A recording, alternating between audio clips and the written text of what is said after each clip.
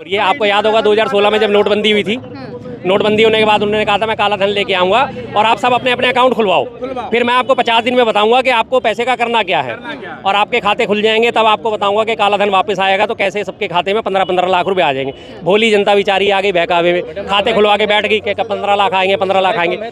मोदी जी का खुद का बयान था, बाकायदा एक्शन था। मोदी जी चक्की पीसिंग, अजीत पवार चक्की पीसिंग, उसको अपनी शामिल कर लिया पार्टी में। 70,000 करोड़ का है, 70,000 करोड़ तो छोड़ो, करोड़ भी नहीं मिला अभी तक, 70 रुपए नहीं मिले, 1000 भी नहीं मिले। तीनों फिगर को हम 70,000 करोड़, तीनों में से एक फिगर भी आप बरामद कर पाए हो अभी तक।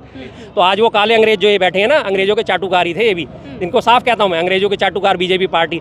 आप अगर सारे की सारी जनता खड़ी, आप बीजेपी पार्टी से भी पूछ के आना, इनकी पार्टी का या इनके पुरानी पैरल पार्टी का, जनसंघ का या हिंदू महासभा का या इनका RSS का एक भी कोई ऐसा व्यक्ति है कि जिसने देश हित में कुर्बानी दी हो।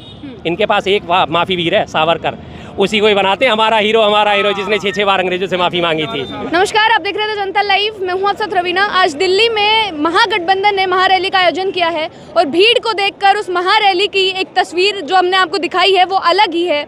आज से लोकसभा चुनावों का आगाज आप कह सकते हैं कि चुनावी समीकरण भी तैयार हो चुका है और एक मैदान तैयार किया जा चुका है जिस पर विपक्ष और पक्ष अपने सामने दलीलें रखेंगे और जनता किसको पसंद करती है वो आपके सामने आ जाएगा। लेकिन जो भी चुनावी हलचल चल रही है, सियासत में जो गर्मा गर्मी है, उन पर चर्चा करना बेहद जरूरी है। शर्मा जी हमारे साथ है, इनसे समझते हैं। सर, आज महागठबंधन की महारैली तो है, भीड़ भी हम देख पा रहे हैं महारैली जैसी ही है, आप किस तरीके से देख रहे हैं चुनाव से पहले इस रैली को? चुनाव से पहले इंडिया गठबंधन का आगाज तो बहुत पहले हो गया, शानदार आगाज तो बहुत पहले हो गया था। शानदार, जितना इन्होंने सोचा था विपक्ष ने, सत्ताधारी पार्टी ने हमारी सोचा था कि विपक्ष को दबा लेगा, गठबंधन को दबा लेगा।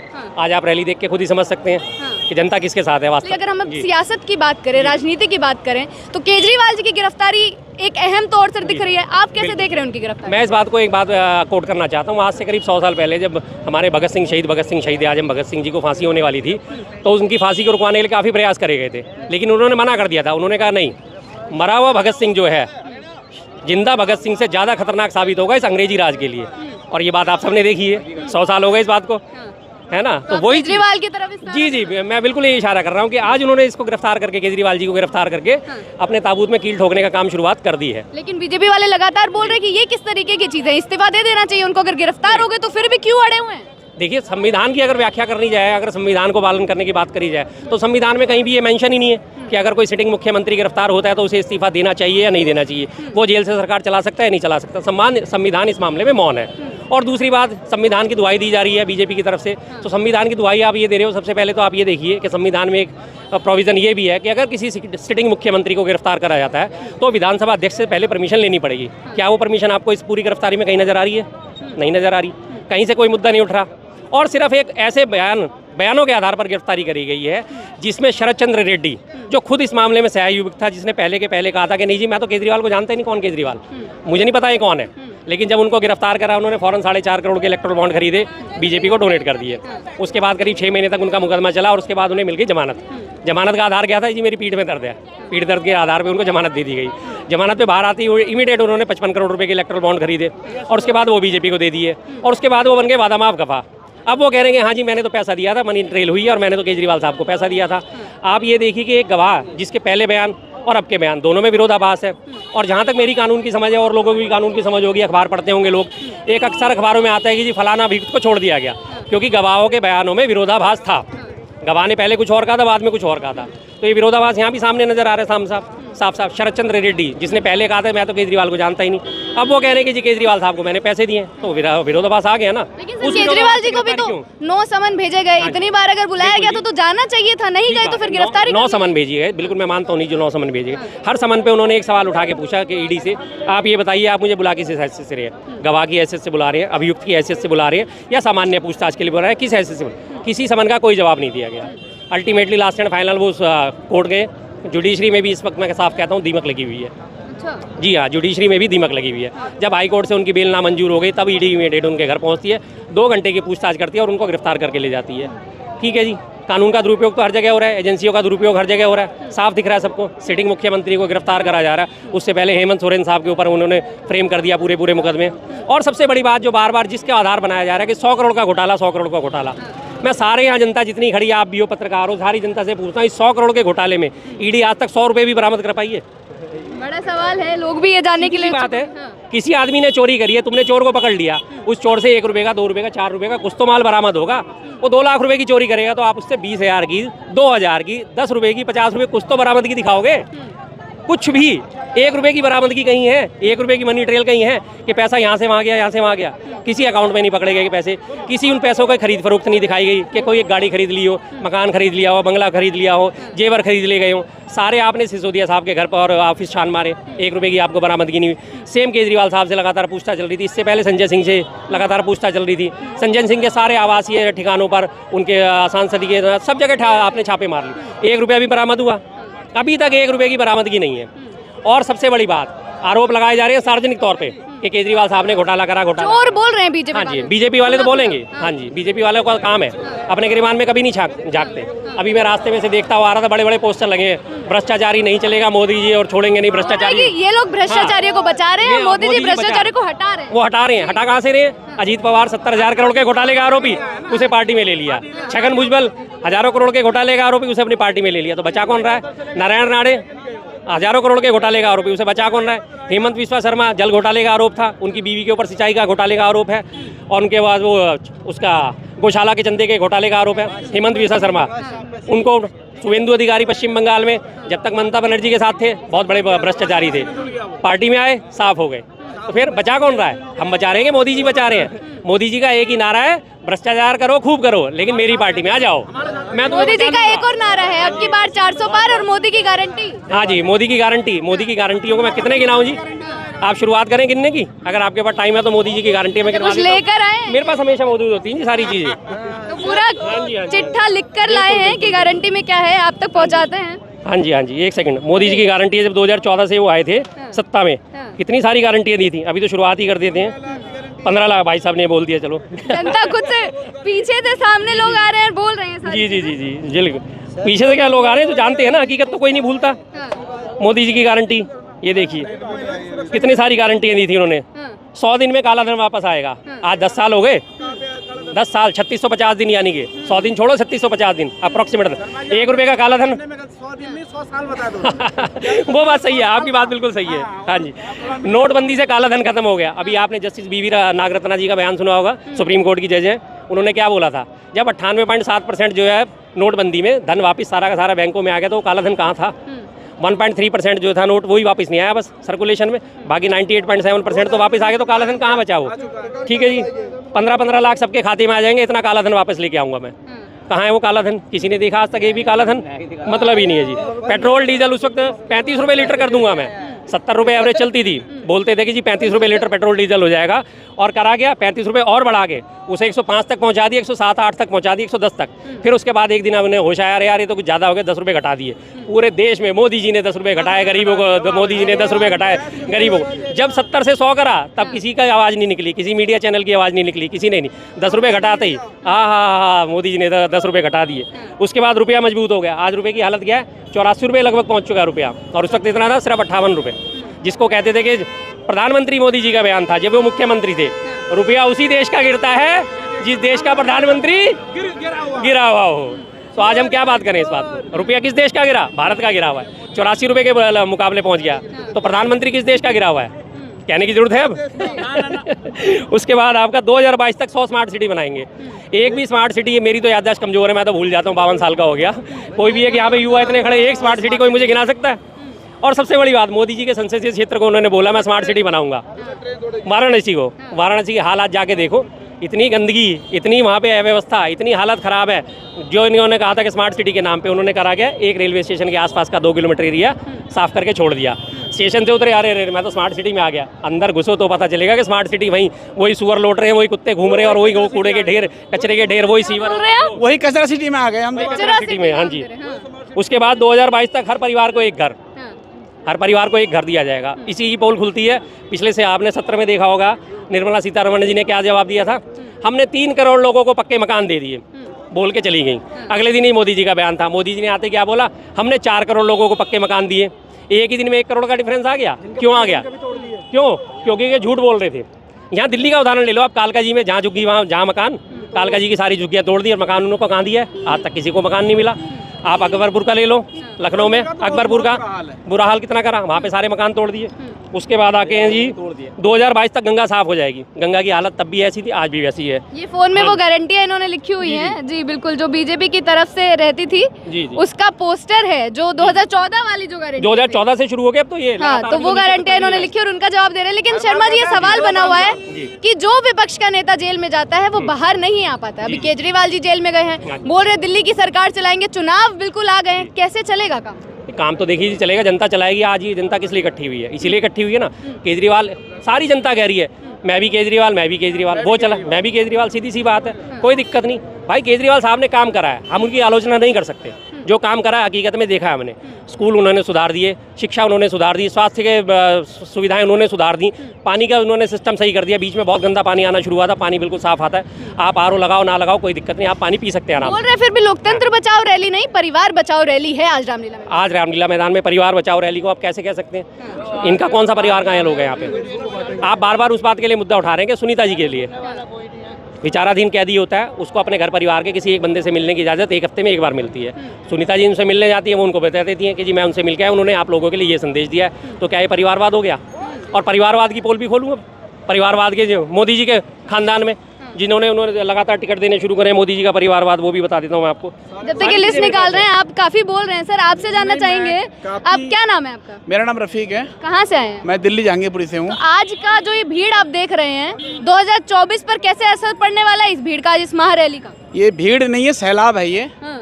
और मैं आपको बताऊं 2024 में जो ये सपना देख रहे हैं ना 400 पार 400 पार, ये बिल्कुल गलत फहमी है। सपना बोल रहे हैं आप उसको? बिल्कुल सपना देख रहे हैं। हाँ। ये हमारे देश के पब्लिक को सिर्फ और सिर्फ बेवकूफ़ बना रहे हैं। देश के पब्लिक को पहले ही इन्होंने कह दिया कि हम 15-15 लाख रुपए हर खाते में देंगे, हम काला धन वापस लाएंगे। पब्लिक उस झांसे में आ गए और जैसे 2014 में सरकार बनी है, जो 400 रुपये का वो था सिलेंडर था, वो उठा के 800 रुपये तक लेके गए हैं। पब्लिक झांसे में दोबारा आने वाले नहीं है। तो परिवारवाद पर सर आप बात कर रहे थे और कुछ निकाल कर लाए। हाँ जी, हाँ जी, वो परिवारवाद में आपसे देखिए, इनका जो है आपके सबसे पहले राजनाथ सिंह, इनके बेटे को उन्होंने टिकट दिया।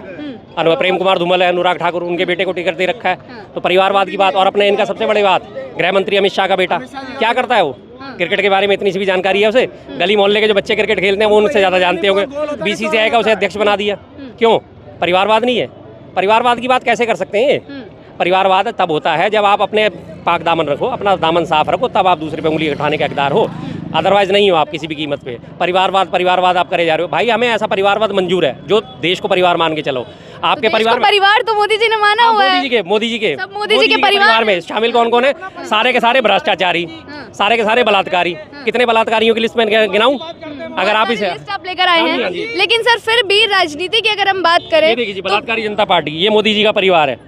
ब्रजभूषण शरण सिंह, ठीक है जी, ये मोदी जी का परिवार है। बलात्कारी हैं इसमें सारे शामिल। कुलदीप सेंगर, साक्षी महाराज, MJ अकबर, निहाल चंद, संदीप सिंह, RN थापर, राम मनोहर गौड़, के गांधी, राघव जी, DN जीवनराज, विजय जौली दिल्ली के संगठन मंत्री हैं, अशोक मकवाना, GS पटेल, नीचे चाटा, और ये क्या नाम आपका, अनिल भोंसले, R वेंकटरम, रमेश चालंज, और ये शांतिलाल सोलंकी, ठीक है जी ये। और इसके बाद आपके कुलदीप सेंगर, चिन्मयानंद, और ये आसाराम बाबू जिनके गले मिल के इनके साथ सारे काम करते थे, सारे बलात्कार। और उसके बाद सबसे बड़ी बात, ITU के BHU में जो बलात्कार हुआ था, तीन लड़कों ने करा था। ITU सेल के पदाधिकारी थे ना इनके, 2 महीने तक खुले घूमते रहते, मध्य प्रदेश में जाके चुनाव प्रचार भी करके आ गए थे। ऐसा मोदी जी का परिवार है। ये परिवार है मोदी। इस मोदी जी के नया बयान सामने आ रहा है हर तरफ, आपने भी देखा होगा, मीडिया में भी चल रहा था हर जगह, कि जो ईडी ने बरामद किया है कैश, जो ईडी ने छापे मार कर जो निकाला है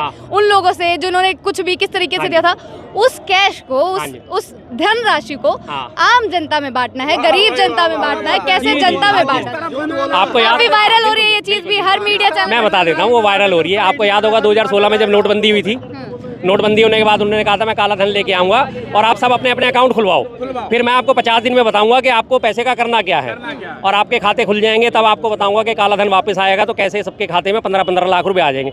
भोली जनता बेचारी आ गई बहकावे में, खाते खुलवा के बैठ गई कि 15 लाख आएंगे, 15 लाख आएंगे। और दूसरी बात, ईडी जो है, किस हैसियत से आप ईडी का पैसा जो बरामद कराया आपने, जब तक उसके ऊपर सिद्ध नहीं हो जाता, कोर्ट उसे कह नहीं देता कि हाँ जनता का पैसा है, जनता में रहना, जनता का पैसा तो जनता में रहना चाहिए। तो आपने 70,000 करोड़ बरामद करे अजीत पवार के, मोदी जी का खुद का बयान था, बकायदा एक्शन था। मोदी जी चक्की पीसिंग, अजीत पवार चक्की पीसिंग, उसको अपनी शामिल कर लिया पार्टी में। 70,000 करोड़ का है, 70,000 करोड़ तो छोड़ो, करोड़ भी नहीं मिला अभी तक, 70 रुपए नहीं मिले, 1000 भी नहीं मिले। तीनों फिगर को हम 70,000 करोड़, तीनों में से एक फिगर भी आप बरामद कर पाए हो अभी तक? बस एम ही फिर खामा का जनता को। अगर बहकावे में आ गई जनता, आप बोल रहे हैं कि पिछली बार बहकावे में आ गई थी, इस बार फिर बहकावे में आ गई तो क्या होगा?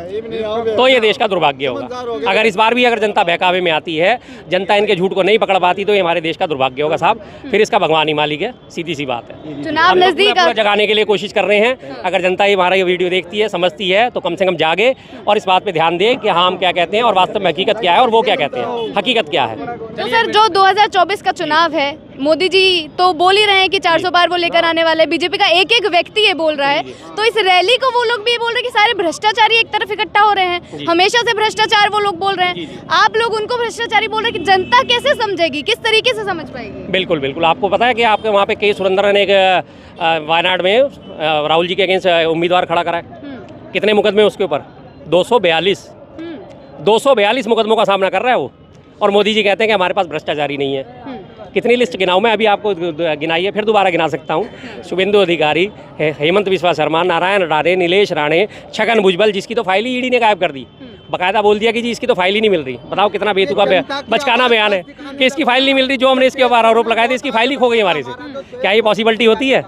एक छोटा सा मुकदमा भी किसी कोर्ट में अगर चलता है, तो मैं अगर किसी के ऊपर मुकदमा करूंगा, मैं उसको सामने वाली पार्टी को दूंगा आरोप पत्र, एक कॉपी उसको जाएगी, एक कॉपी कोर्ट में सबमिट होगी, एक कॉपी मेरे पास रहेगी और एक कॉपी थाने में जाएगी। इस तरह से 4-4, 5-5 कॉपियाँ होती हैं। और अगर मेरे पास से खो भी गई, मेरा बड़ा सिंपल सा सिस्टम होता है कोर्ट का। आप कोर्ट में जाओ, फलाने केस में हमारे को इसके सर्टिफाइड कॉपी चाहिए, 5 रुपये पर कॉपी में आपको सर्टिफाइड कॉपी कोर्ट से मिल जाती है। आपकी फाइल फिर आपके हाथ में तैयार है। कितना बचकाना है बात के जी। छगन भुजबल की तो फाइल ही खो गई और बकायदा इसका क्या नाम है, अजीत पवार, इनका भी बकायदा चल रहा है कि इनका तो केस ही बंद करने की तैयारी चल रही है। दैनिक जागरण में भी पीछे खबर छापी थी जी। तो एक चीज़ से खत्म करेंगे सर कि जो विपक्ष के नेताओं को एक एक करके गिरफ्तार किया जा रहा है, बड़ी एक चीज़ चल रही है जो विपक्ष को ही खत्म करने की बात हो रही है। हर तरफ से यही बात की जा रही है, हर मंच से ये बात की जा रही है। क्या लग रहा है कि 2024 के चुनाव से पहले विपक्ष के साथ क्या होने वाला है? विपक्ष के साथ अगर ये मैं कह रहा हूँ ना, इंडिया वर्सेस एनडीए जो होने वाला है वो एनडीए गायब है जी। इस बार एनडीए गायब हो जाएगा, बिल्कुल गायब हो जाएगा। आप जितना जुल्म करोगे उतनी ही उठ के वापस आएगी, उतना उठ के वापस आएगी। आपने सोचा दिल्ली के मुख्यमंत्री को आपने गिरफ्तार कर लिया, आज देख लीजिए भरी गर्मी में कितनी जनता सड़कों पर है।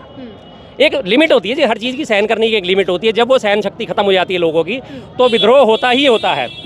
आज वो मोदी जी वहाँ पे गए हैं, 1857 की क्रांति के नायक की ज़मीन पर मेरठ गए हैं, तो वहीं से क्रांति का आगाज़ हुआ था ना। मंगल पांडे साहब ने आगाज़ करा था ना। अल्टीमेटली हमारे को 100 साल बाद आज़ादी मिली गई थी ना।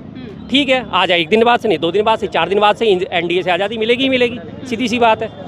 लोगों को समझ में आ चुका है। ऐसे ही नहीं लोग ये बेवकूफ़ बने हैं, सुबह से खाया नहीं है, पिया नहीं है, पानी नहीं पिया, लोग ऐसे ही नहीं आ गए हैं उठ के चल के आ गए।